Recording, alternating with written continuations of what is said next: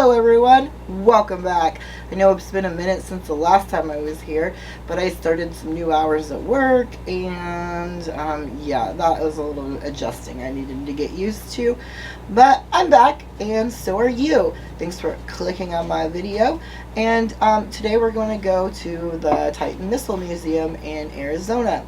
And we kind of went here on, like, it wasn't really planned, but we went here anyways, like maybe like we planned it like the day before or whatever because we made reservations. Yeah, here we go. Most of this footage I have not watched, so it'll be a little new to me and of course new to you. I actually got to see it. So here we go. So this here is the lobby. I didn't really take much footage of the lobby. The reason that I didn't do that is because I thought we were going to actually, you know, it was a museum, so I thought we were going to walk through it and, you know, they were going to tell us stuff. But no, I was wrong. This is just the lobby. When the actual tour started, we went into this little side room. They watched a video on what the Cold War was and why we needed these missiles. And then we actually started touring the underground part of it. So yeah, this is the lobby. I didn't take very much footage of this area. So yeah, here we are walking outside. We're going to walk down this little stairway over here. What's really crazy is at the start of this, she told us about how they would run these drills, and basically once the doors open to the place, like the fence doors open, they would have exactly 3 minutes to make it into the doors downstairs and like send a code off to let everybody know that they had made it. And if they didn't do that within the 3 minutes, then, you know, the people would come in to find out why and help. And the reason that they did that is so that, like, if they were being attacked or if, you know, the bad guys had, like, whatever, they would fail that 3 minutes. They would slow down and make it longer so that that 3 minutes expired, and that would be code for the good guys to come in and save the day, which I thought was kind of interesting.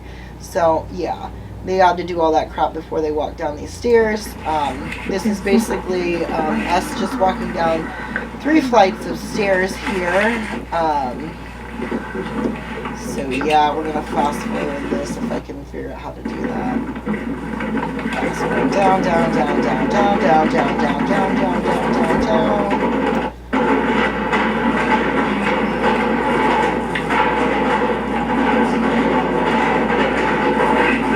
Keep going down.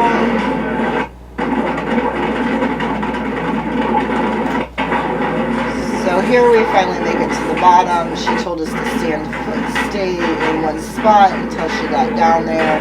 She was behind us in the group. Now, the purpose of this last phone call was to keep these doors open. In order to do that, they have to synchronize to the pressing of a set of buttons. You'll see one half of that set right here, and the other half of the set is in the control center. Now, these buttons need to be pressed within 2 seconds of each other. Once pressed, the 4 stainless steel bolts around each of these doors are retracted, and the doors can then be pulled open. Now I'm going to need a single volunteer.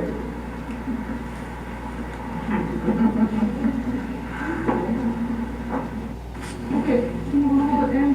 Then you're supposed to go in front of the door. Alright. Can you all hear me out there? Yes. Okay, so we're now in the blast lock area. Where we were out there is what's known as the soft part of the site.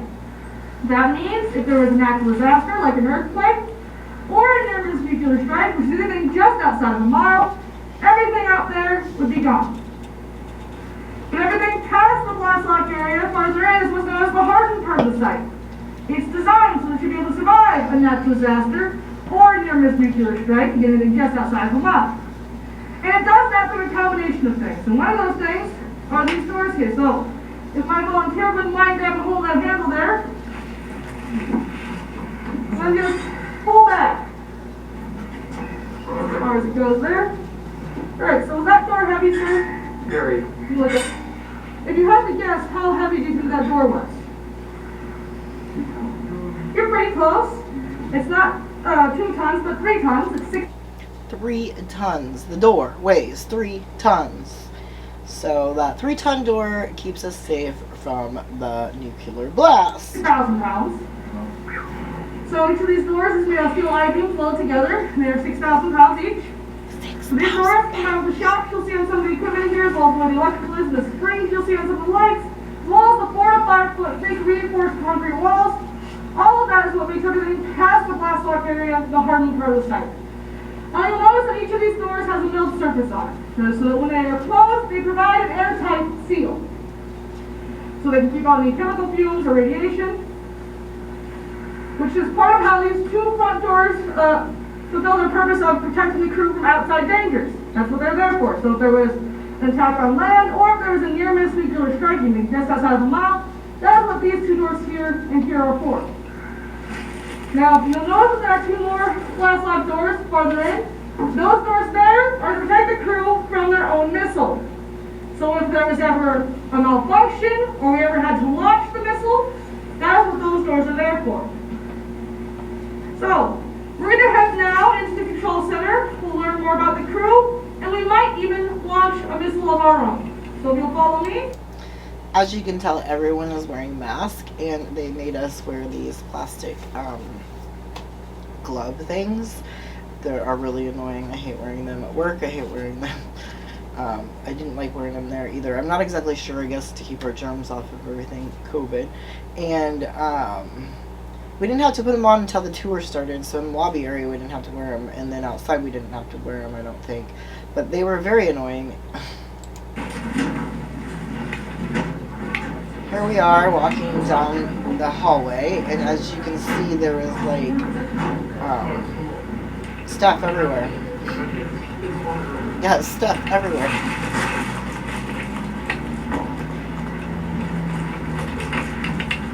Here we're coming to the room where they do all the stuff to, like, the codes and stuff to figure it out if we're gonna actually nuke somebody or not.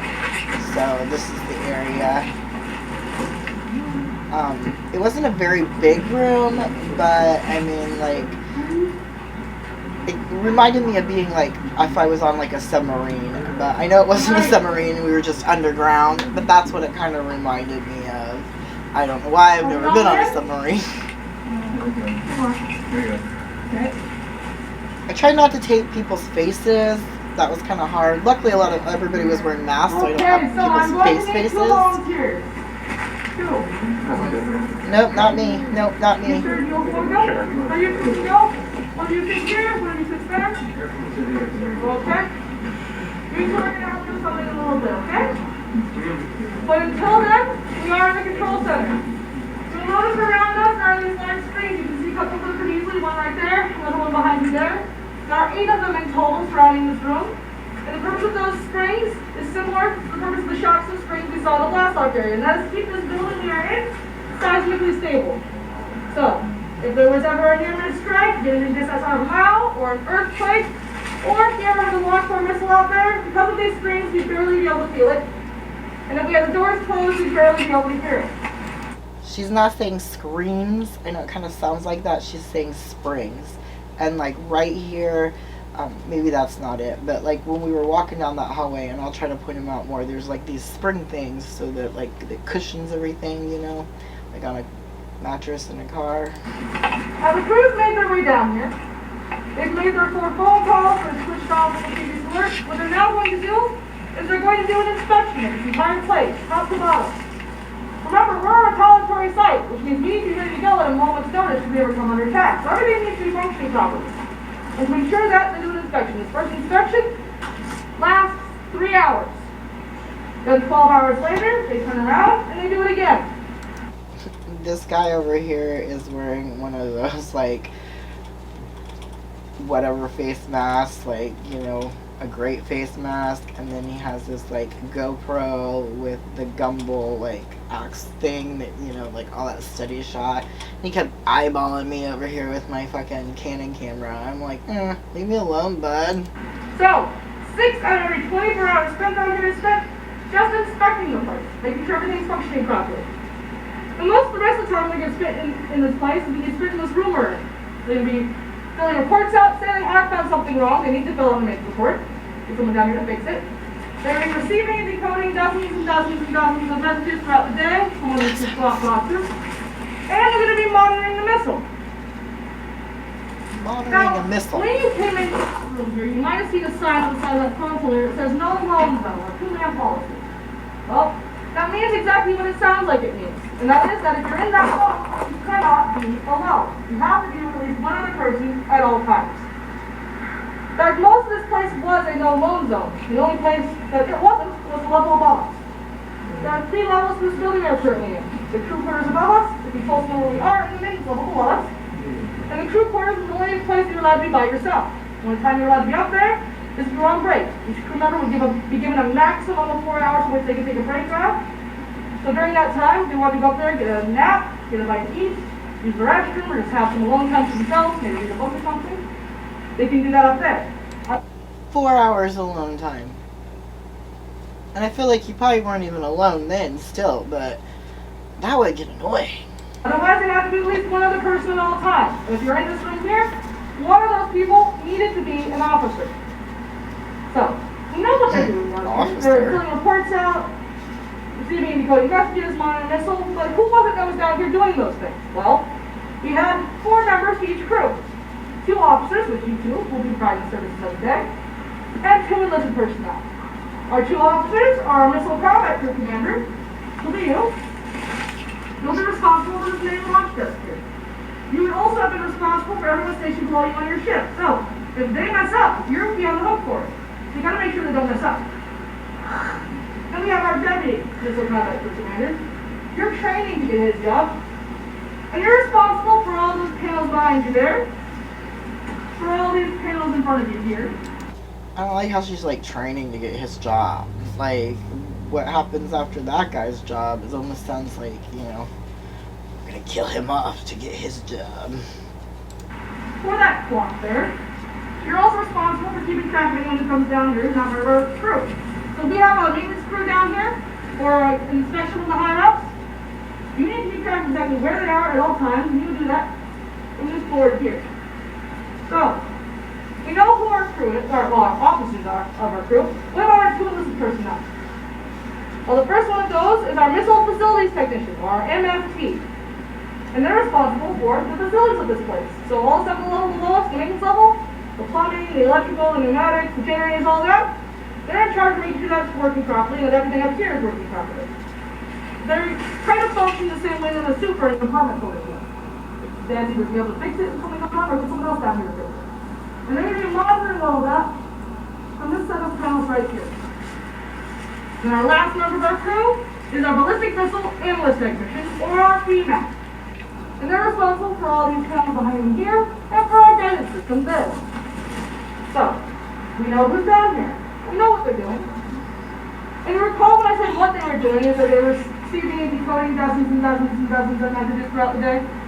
Well, any one of those messages, at any time, could have been the real deal. And for our purposes today, it is. So, the Soviet Union has decided that this whole peace research thing we have going on, it's just not for them anymore. They're kind of bored with it. So they decide to launch a missile our way. This missile's going to take about 30 minutes till it gets here. 30 minutes! Luckily for us, we have a pretty good detection system, so we know it's heading our way.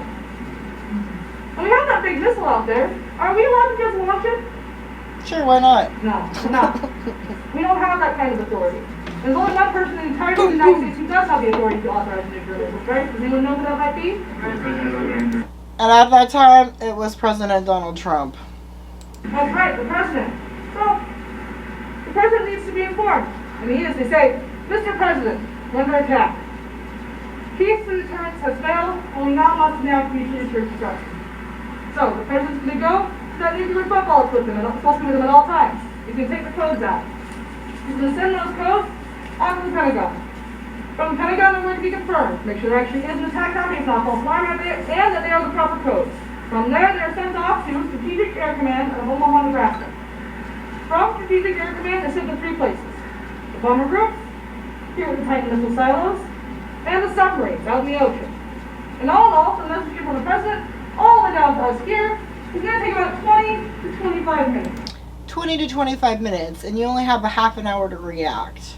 And then you have to figure out this code. This seems like a little impossible for me. Now you recall I said we only had 30 minutes, so that missile gets here. Right? Apparently everybody that worked for these was in the army here are McGuire. They smart and fast. We have 5, maybe 10 minutes if we're lucky. But that's okay. Because you see, the Titan II, unlike its predecessors, can launch in just 58 seconds. So 58 when seconds! the two and all of our crew are on the top of their game, we have no problems here. So no pressure. No pressure. When that message comes down the line, it's going to sound something a little bit like this.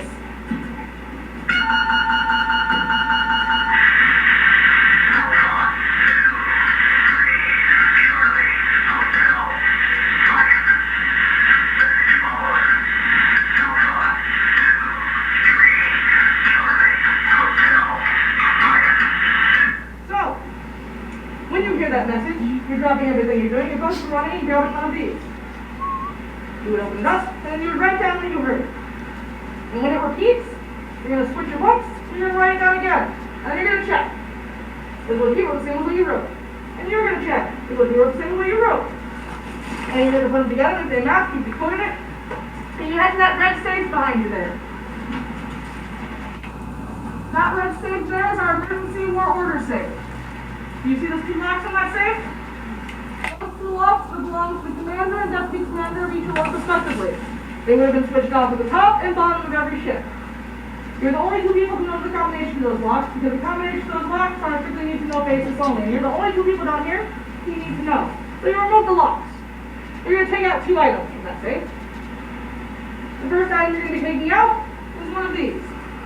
This here is your order authenticator card. And how you choose which card to take out is we're taking the first 2 characters in that message and matching them to the 2 characters around this card. So say that was Echo Hotel. You would take it, you would crack it open, and you would remove this red card here. This red card is what we call the cookie. And no, it is not a delicious dessert. It is a very important line of code. You see this line of code here?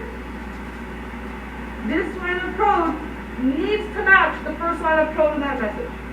If it does not match, then this is not real. Because this is what lets you know if this message here is from the president. But because we know this is a real strike, and so this is going to be a real message, it will match. The other thing you're going to be pulling out of there is a set of keys. Now when you came into this room, you might have seen these big red buttons there, and you might have thought to yourself, I know how this is going to work. I've seen those movies. And we launch the missile, and we press big red buttons. Well, no. Like many things in movies, that's not how it works in real life. How it works in real life is that we turn keys. You see one half of that set right here. And you should be able to see another half of that set right here. Now you notice that those 2 keys are pretty far apart. Well, that's on purpose. In fact, you probably have a hard time seeing it from where you're sitting. That's because we need to have at least 2 people down here to launch this missile. No one person, unless they're extremely tall and extremely flexible, is going to be able to turn those keys at the exact same time. And they do need to be turned at the exact same time in order to launch that missile. So we have our keys. We have our orders. We know that the orders are real. But even with those 2 items, we're still not quite ready to go just yet. We still need 2 more. And those 2 items are going to be in that message with you. The first item we're going to need is our launch time. You as our deputy commander would come over to this clock here.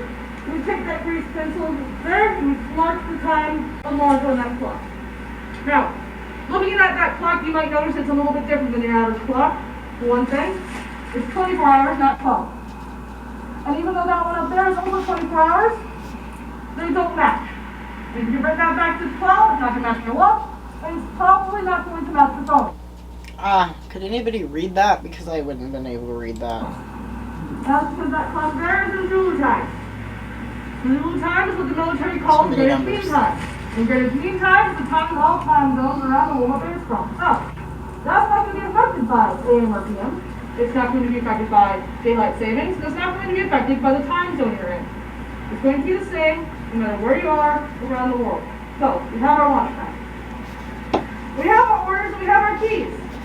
So we will not, even with our orders, our keys, and our launch time, without this last thing, we're not going anywhere. Because this last thing is our last major fail-safe, keeping you from just launching whenever you want. And what that is our butterfly valve control lock code. So right there.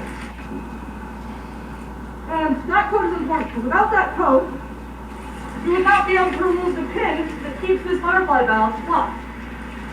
This here's half of a butterfly valve, and normally it is kept locked with a pin to keep it from opening. So when we have that code, we can open it. Now the reason that it's so important to have a lock on the valve is because of the fuel on the missile. You see, the fuel on that missile is hypergolic, which means there's an oxidizer and a fuel. And when they come together, they combust violently, which is how that missile launches. So as you can imagine, you don't want just anyone being able to mix the fuels and get this missile launch, which is why we have this code. Because think of it this way, these two both have that safe. If they really wanted to, they could open it up, take the keys out, and turn the keys. Well, if they don't have this code, doesn't matter if they do that, because it's not going to launch. So, because this is a real launch order, we do have the code. So you as our commander would tell our BMAT what the code was. The BMAT would come up here, input the code, hit the test button, hit the screen, we're good to If you remember, we're all supposed to be doing this in 5 to 10 minutes. go. Now looking at that code up there, you might notice it's only 6 characters. And you might be thinking to yourself, well, it's only 6 characters, I could probably guess that. Well, each of those dials up there has 16 characters on each dial. And to make it even harder for you, you only get 6 tries. So if you cannot guess this in 6 tries, this piece of machinery here ceases to function, and you would need to get it completely replaced if you wanted to launch the missile. Not to mention you would be in very, very deep trouble. Well, F-U-C-K. So, because this is a real launcher, though, we do have the correct key. So as we got close to launch time, what would happen is that you would both have your left hands on the key. You would do a countdown, 5, 4, 3, 2, 1. Then you would turn the key to 5 o'clock and hold it for 5 seconds. What would then happen after that is that our launch sequence would start. These lights are here and light up. The first light doesn't light up, and the launch vehicle lights up. So, right there, I was like trying to like lean over to like see what the hell was going on the screens over there, and there was this bench, and all these people were standing, like there was me and then these people standing beside the bench, and like I was standing on the end, and then their guy was beside me and another guy, and like between me and that guy was the foot of the bench, and I didn't realize it was there. So when I like tried to lean over to see the screen, I tripped over the bench and like fell into him, and it was like kind of like a little domino, and he's like thought I was trying to like push my way over to look, but I wasn't. I was actually falling over. Embarrassing. There are 2 28-volt dry batteries out on the missile. When that light comes on, they are forced by electrolytes for the first time, supercharging them. That process takes about 28 seconds. Once that's done, that missile is completely independent of the silo when it comes to its power. After that, our ATF power light comes on. That lets us know the batteries are fully charged. It also lets us know that 9,000 gallons of water are being poured to the bottom of that silo per minute. 9,000 gallons of After that, water. the silo is off. The silo doors have opened, and the missile is free and clear to launch. After that is our guidance skill light. That means the guidance system here is communicating with the missile for the last time, seeing where it is and where it's going. In this case, we're set to target 2. If we had been ordered, we could have switched it from target 2 to target 1, or from target 2 to target 3, or from ground burst to an air burst, but we're set to target 2 and ground burst. I just realized that I'm wearing the same shirt she is. They were also set to target 2. But they had no clue where target 2 was. They had no where target 1 or target 3 were either, and we still don't know. That's because those targets are, to this day, classified. Classified. What people probably know is someone in the Pentagon somewhere. All we know, though, is that it's target 2 and ground burst. This process takes about 15, 16 seconds. At which point the next light will come on, which is our fire engine's light. There's a fire in the silo. The fuels come together and the engine's firing. Next light slips up. The missile's gone. So, we know what's going to happen. Now we're going to do it for real. So if you both wouldn't mind putting your left hands on the keys. But before you do, kind of internally, I'll do something for you. You see this top line here? Yeah. When watching it lift up, well, each of these lights is going to light up in their sequence. Okay. When they light up, if you could read them out loud, that'd be great. Okay. Just this top line, ignore all the other lights that you'll see. Just the top line, as they come out. After you turn it. So, Commander, when you're ready, I'm going to count down. 5, 4, 3, 2, 1. Launch enabled. You let go now. Batteries activated. Launch enabled. You have good code. Batteries activated.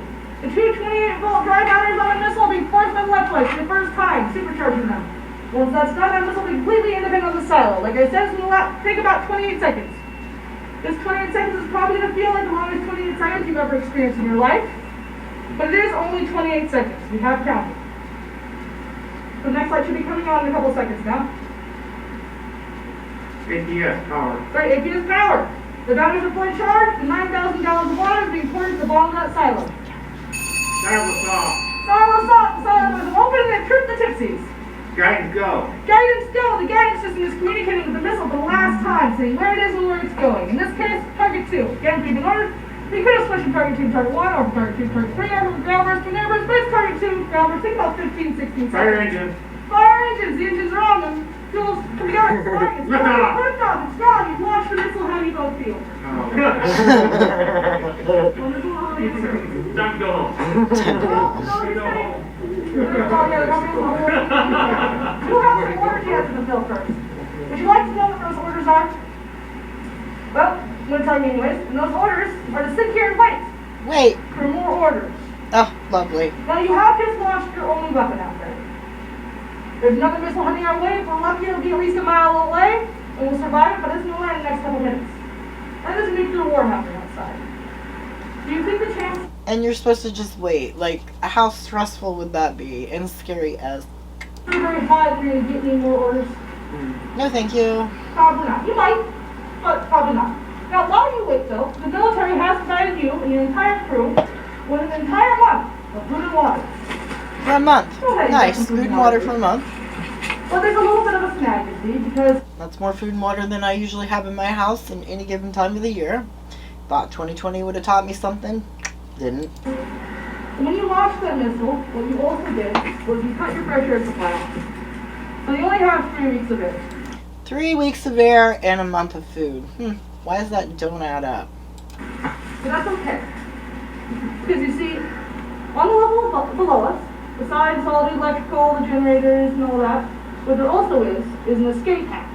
So, at the end of those 3 weeks, if you have not gotten any more orders, what you can now do is go down to the level below us, up the escape hatch, at which point you would have orders from the secret location in the mountains nearby, with any other survivors from those silos around Tucson. Secret location in the mountains.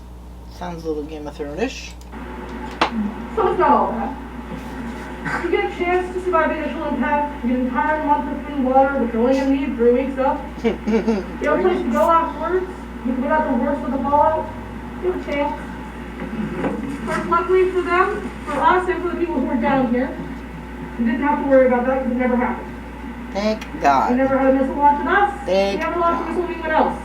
We're never called upon to nag to meet your destruction because so far, at the very least, peace and deterrence has been working. And we're all still around.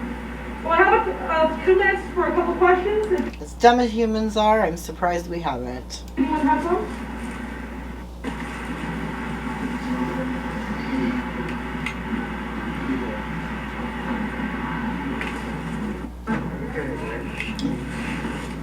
Hard hats, hard hats. Dick?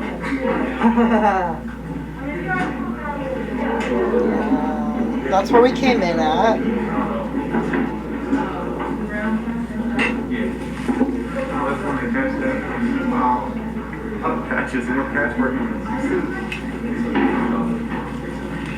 See, those are the spring things I was talking about earlier.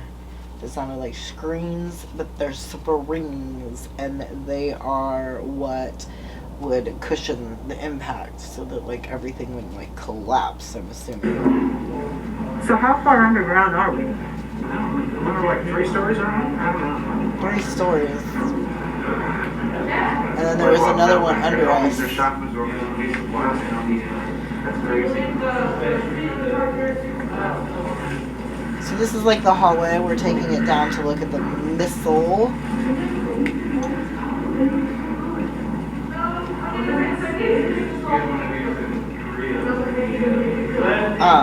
Tall people, she said, like, would hit their heads. So, like, you couldn't be too tall, which I never have a problem with that, luckily.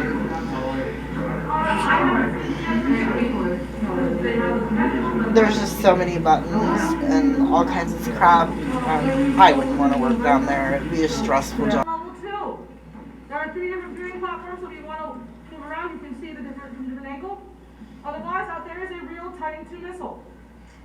It is 103 feet tall and 10 feet in diameter.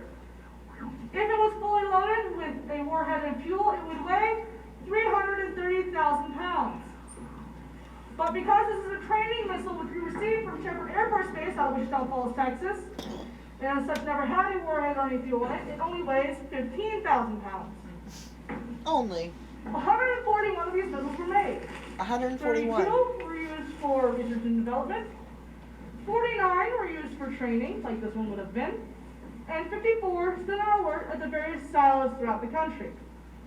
Now, when they were developing this missile, NASA got a look at the plans for the rocket on it, and they liked it enough that they had some custom made for themselves. They were used on various programs throughout the years, including the Gemini program. If you know anything about Neil Armstrong, the first man on the moon, you might know that he took his first spacewalk with the Gemini program. So he was in space for the first time with a modified Titan II helping him. Neat. They were also used in the Voyager program, which if you listen to the news last few years, you might know recently made its way to the edge of our solar system. And it was used on a couple of the Mars missions as well. Now looking out into the silo along the walls, you should be able to see what look like gray box-like structures. And what those are filled with spun fiberglass. And the purpose of those structures is the same as the purpose of the water poured to the bottom of the silo. And that is to keep this missile from shaking itself apart. You see, when this missile launches, it has 430,000 pounds of thrust behind it, which is the equivalent of 2 747 jets taking off at the same time in what is a relatively small enclosed space.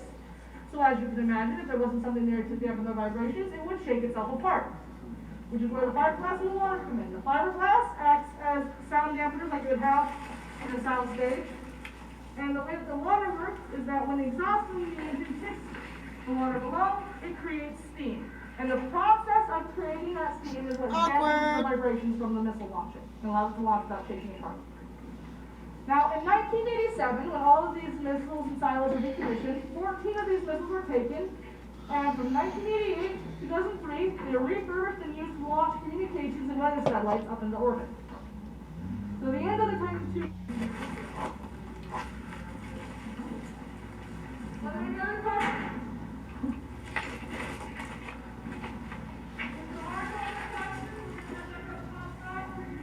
Look how big that thing is. Yeah, that's a way better view. The lady I made friends with.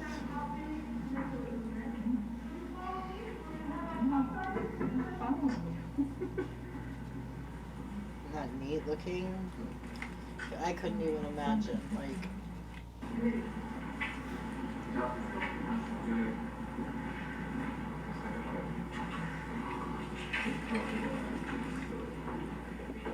That one over on the other side is a way better view. all these people trying to look. What hours did you stay at? They're getting back up. That big long hallway. And that's basically over, and she just let us like walk around for a little bit. She's like, we're going back now, and she just like took off, and everybody just stayed there and like looked. Here we are going back upstairs. Like, I fast forward this. Up we go, up we go, up we go, up we go. Oh. Here we're coming out. Fresh air, sunshine, it was nice. It was snowing here in Iowa, and here I am in nice Arizona, and people are in their shorts, and you guys are going through a blizzard. So this is like the top, and we're like where we were just at. So this is like a top view of the missile that we were just looking at down there. I don't know if any of this is going to work out because it was so blurry. It was hard to see what was going on, but yeah, there's... Can you imagine that thing hitting you? And here I was trapped on that thing. Get pictures of ourselves. Yeah, more reflections. It was still neat. The view was neat. I suggest you go there and view all this for yourself. Oh, there, that's an excellent view. Ooh, that was really neat. I'd not seen that. That was, ooh, there it is again. That's pretty. Well, it's not pretty, but it's a great view of that. Oh, pretty. God, Nick. That's not pretty. It's awful. We should have never had to come to making those things. But that's humans for you. Plastic gloves. So yeah, we're just like, she just let us like wander around outside now. And there's like some stuff to I'll look be able at. to turn around. I was just really determined to try to get a view of that. And I did, which is nice.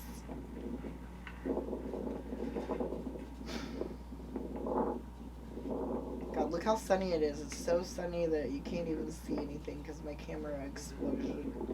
I'm sure there's a way to correct that if I was good at cameras. Maybe someday. The thing is, you know, it's never been launched, so it would actually work. Like, Well, that's what they, remember they, I don't know if you saw it in the gift shop, but I'll show you. That default, so if this one didn't fly, and they had some more, one maybe 10 miles away that would take. They had a lot of defaults.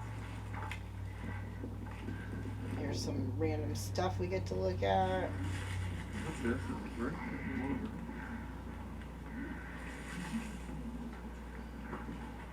Sorry that you can't really see anything because of the brightness in the camera.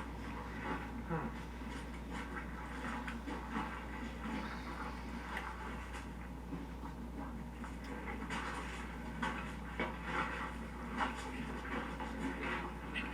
This just kind of all reminded me of being a little kid and my uncles and my grandpa having the engines out on the cherry picker of the race cars, working on the race cars so my uncle could go race and everything being all oily. That's what it reminded me of. Granted, I know that these are not race car parts, but, and there's no cherry picker anywhere, but that's what it reminded me of for some reason. Miss you, Grandpa. Love ya.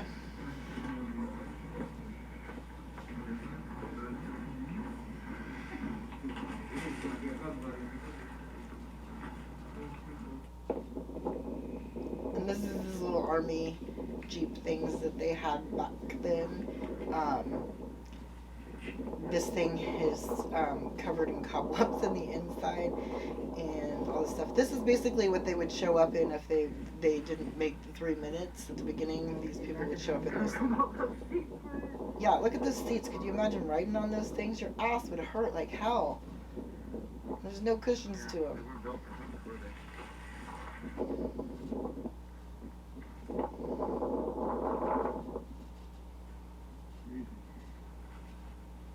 Buckle up. And you can see the cobwebs in there.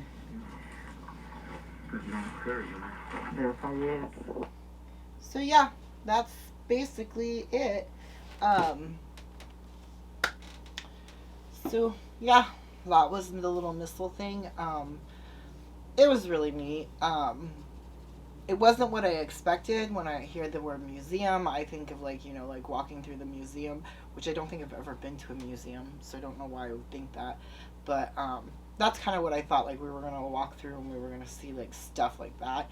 So this was really neat to actually like go and see all that, and like it was like kind of like a little tour thing more than a museum. But very interesting. Like I said, I suggest you go there yourself because it's way better in person. And so, yeah, I hope you guys had fun watching. Right now I'm going to show some footage of me flying back into Iowa from leaving Des Moines. I loved flying at night. It was absolutely beautiful, and God, I wish I could be a pilot and just do it all the time. But so yeah, enjoy the footage flying back into Iowa. If you haven't liked my video yet, please do so. Leave me a comment on what you thought was the most interesting part of this video, and if you haven't subscribed, please do so because that would greatly appreciate it. And I will be back sometime when I don't know, and if you have any video ideas for me, you could leave that down below too. And you guys all have a good day. Bye.